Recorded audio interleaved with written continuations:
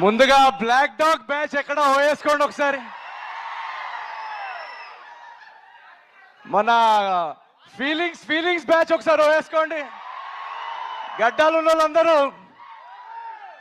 నా ప్రేమ కుక్కట్పల్లి ఫ్లైఓవర్ లాంటిదండి, అక్కడ యూటర్న్ ఉండదు.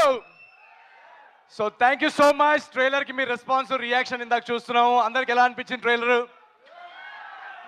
సో మా టీం అందరూ ఇందాక చెప్పినట్టు 1.5 years ఎఫర్ట్. జనరల్గా రిలీజ్కి ముందు ఎక్సైట్మెంట్తో పాటు నర్వస్నెస్ కూడా ఉంటుంది.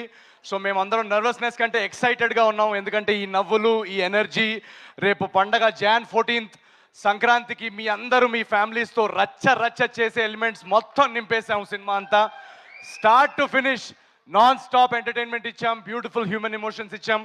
సో అనగనగా ఒక రాజు అనే సినిమా మొన్న మేము స్క్రీనింగ్లో చూసుకున్నప్పటి నుంచి మేమందరూ ఎక్సైట్మెంట్ ఆపుకోలేకుండా ఉన్నాం Jan 14th ఎప్పుడు వస్తుందని.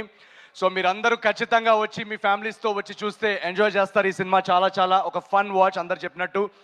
అండ్ మా టీం అందరికీ thank you so much. Yuvaraj గారికి for the beautiful camera work, Vamshi గారికి ఫర్ ట్రస్టింగ్, మా కథకి రైటింగ్కి టైం ఇచ్చి మాకు ఒక క్రియేటివ్ ఫ్రీడమ్ ఇచ్చి ఈ కథని ఇంత అద్భుతంగా వచ్చేలాగా మాకు ఆ స్పేస్ ఇచ్చినందుకు thank you so much Vamshi గారికి.